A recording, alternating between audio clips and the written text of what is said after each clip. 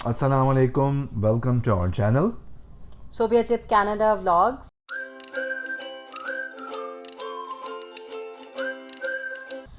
कैसे हैं आप लोग? सब ठीक ठाक हैं? तो जी हम आपकी खिदमत में आज इसलिए हाजिर हुए हैं कि आपको बताएं अपनी कनाडा की इमिग्रेशन स्टोरी। तो जी दोस्तों, स्टोरी स्टार्ट होती है 2015 में, जब हमने सोचा, जब हम दुबई में रहते थे, हम काफ़ी इस्टेब्लिश थे, we were making good money, benefit, blah blah blah. पर हमने सोचा कि यार यहाँ कब तक रहेंगे, और दूसरा, जिस दिन नौकरी नहीं होगी तो क्या होगा, क्या वापस जाना पड़ेगा पाकिस्तान या इंडिया, बांग्लादेश, जहाँ से भी आप बिलोंग करते हैं। तो दैट वाज क्वाइट पॉइंट जहाँ पे आपको सोचना पड़ता है। हमने भी सोचा, तो हमने कहा हम क्या करें। तो we made a list, we consult couple of friends and family कि यार कौन कौन सी कंट्री अच्छी है, यूके, ऑस्ट्रेलिया, यूएस, कहाँ हमारा हो सकता है। तो after doing lot of options we made a decision कि we will go for Canada. तो एज मैं बैंकिंग सेक्टर से बिलोंग करता था और डॉक्यूमेंटेशन का मुझे काफ़ी पता था, I started to read here and there, कुछ फॉरम्स के ऊपर, कुछ वीडियोस लाइक दिस वन, जिससे आप सीखेंगे आई होप। और हमने भी कुछ सीखा दोस्तों की वीडियो से, उनके व्यूज़, उनके हाउ इट्स डन। तो देन आई रियलाइज़ कि यार I think we can do it.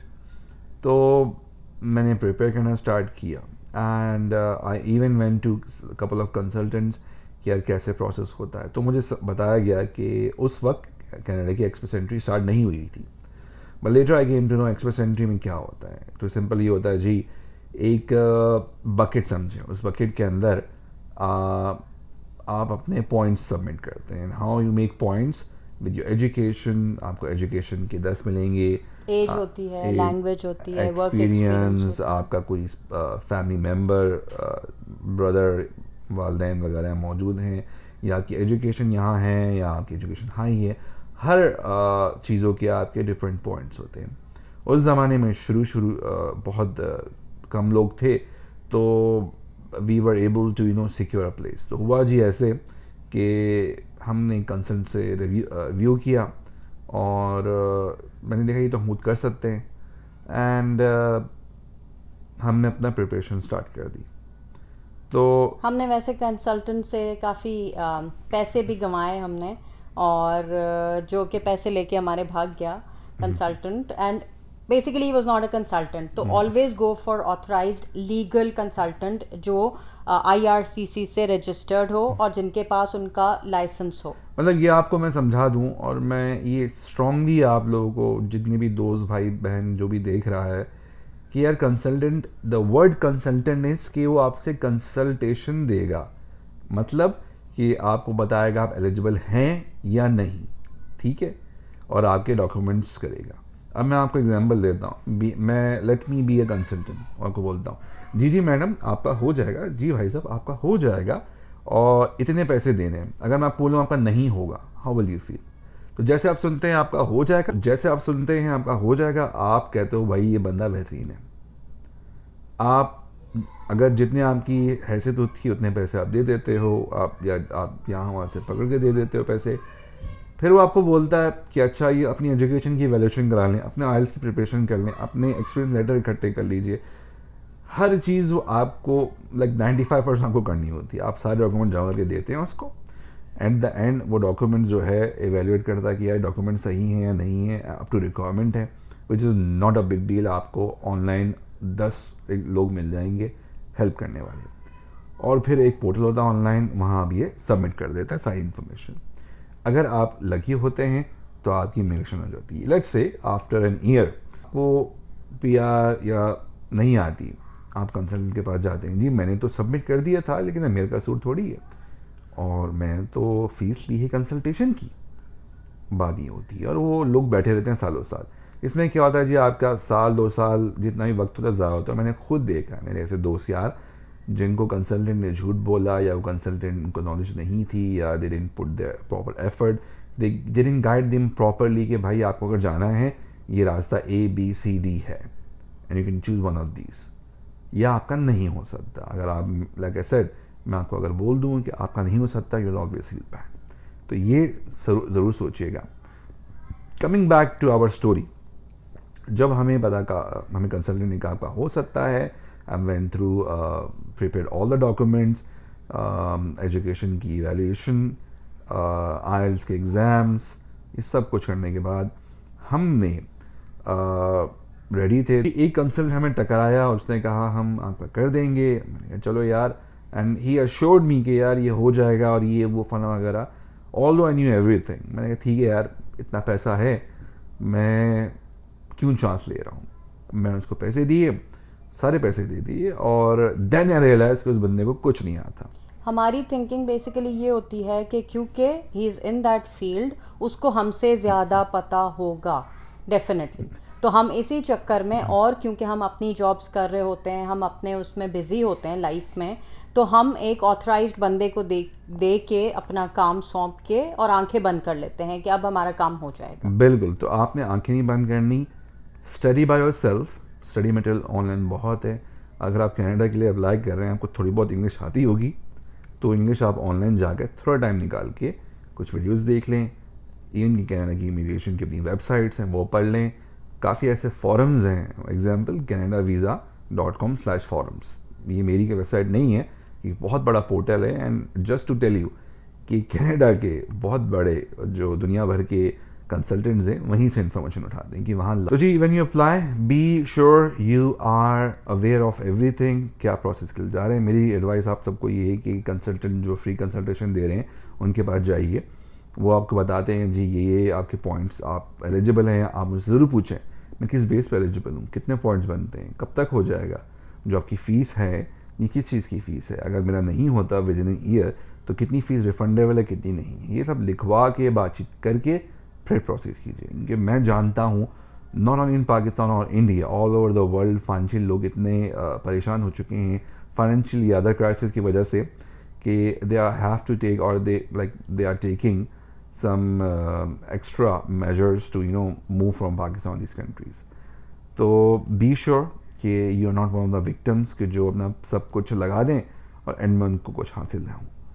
तो हम लोग जब हमारा ये हो गया, हमने सबमिट कर दिया। Now funny part is this कि एक्सप्रेस एंट्री के लिए जो हमने पॉइंट सबमिट किए थे, दे वर नॉट इनफ बिल्कुल, और हमारा नहीं हुआ। लेकिन हुआ ऐसा कुछ कि उस वक्त something called PNP, provincial nomination program, उसी ईयर से मैं स्टार्ट हुआ था। नॉमिनेशन प्रोग्राम क्या होता है, ये प्रोविंस जो होते हैं उनको अपनी इकनॉमिकल सर्वे की बुनियाद के ऊपर वो बताता है फेडरल को कि हमें इस फील्ड के लोग चाहिए।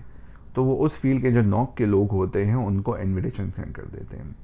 समहाउ सोविया वॉज द मेन एप्लीकेंट, और उनके फील्ड के लोगों को we were one of the few lucky people जहाँ Ontario, one of the main provinces, उसकी नॉमिनेशन हमें आ गई। एंड बिलीव मी, जब हमें मेल आई कि आपको नॉमिनेशन सेंड की है फॉर प्रोविंस PNP, तो मैं सोबिया तो बाकायदा कहने लगी ये सब झूठ है, फ्रॉड है यार, मुझे उनके पोर्टल पे आई है।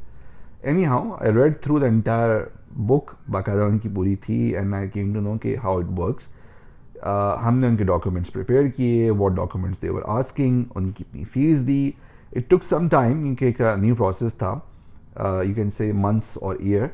और once we completed the requirement and the process was done, हमें 600 पॉइंट्स डायरेक्ट मिल गए जी, 600 पॉइंट। और उस वक्त जो ब्रैकेट चल रहा था एक्सप्रेस एंट्री का, इट वाज अराउंड 400 समथिंग। जैसे ही हमें मिले, हमारे एक्सप्रेस एंट्री के अकाउंट में आए, द नेक्स्ट वीक हमें एप्लीकेशन आ गई। हमने अप्लाई किया, and then we went through the normal process which was security check, background security check, आपका medical reports and other things. इस तरह जब हमारा हो गया, तो इन ईयर 2018 बिगनिंग हमारी एक्सप्रेस एंट्री हो गई थी। और हम 7-8 महीने दुबई रहे to make some more money, and then we went back to Pakistan, spent a month with our beloved family, माँ बाप, भाई बहन, दोस्त यार, और then we came to Canada. Now Canada में बीइंग ऑनेस्ट, जब आप आते हैं, मैं ये सब भाई बहनों को फिर से रिक्वेस्ट करता हूँ, एट दिस मोमेंट बहुत लोग ऐसे हैं जो घर बार बेच के, सोना वोना सब बेच के मुल्क से बाहर निकलना चाह रहे हैं। कभी भी अपने आप को बॉटल नेक फाइनेंशियल मत करें, मतलब कि सब मत लगा दीजिए। ये भी इमेजिन करें कि जब मैं नई कंट्री में जाऊंगा, वहाँ का रहना, खाना पीना, कपड़ा, लाइक 5-6 महीने का कम से कम आपका फाइनेंशियल होना चाहिए। क्योंकि जब आप आते हैं, और बिलीव मी, इस वक्त नॉट जस्ट पाकिस्तान और इंडिया, इवन कि कनाडा में भी फाइनेंशियल ऐसी सिचुएशन हो चुकी है क्या मुश्किल हो गया रहना। द रीज़न इज़ दिस कि रेंट्स बहुत महंगे हो गए हैं। जो घर $800 का मिल जाता था, बेसमेंट $800 की लोग बेसमेंट मिल जाती थी। और अमूमन जो न्यू इमिग्रेंट्स होते हैं, जो मिडिल क्लास या लोअर क्लास होते हैं, इवन कि good class like high class के लोग होते हैं, वो बेसमेंट स्टार्ट करते हैं कि आपकी यहाँ इनकम तो होती नहीं है एंड आप जानते नहीं कब आपकी इनकम स्टार्ट हो जाए, तो आप स्टार्ट करते हैं छोटे से। उस वक्त ऐसे एक बेसमेंट, 2 बेडरूम बेसमेंट $800 की मिल रही थी, और जब हम आए थे तो we got it for $1200। And to be honest, $1200 is too much. फिर आपका खाना पीना, क्योंकि आपकी अर्निंग तो हो नहीं रही, आपका सब कुछ नेगेटिव में जा रहा है, आपका ड्राइविंग लाइसेंस का खर्चा, आपकी ट्रैवलिंग खर्चा हो रहा है, लुकिंग फॉर जॉब, फ्रस्ट्रेशन बढ़ रही है, internet, mobile, food and other things you need. तो सब कुछ जो आपका सेविंग होता है कट रहा होता है, and you get start panicking कि मैं क्या करूँ क्या करूँ। I know a lot of educated people जिन्होंने और जॉब स्टार्ट की। फर्स्ट ऑफ ऑल, यहाँ और जॉब्स को बुरा नहीं समझा जाता, मैकडॉनल्ड्स पे काम करना, ये वो।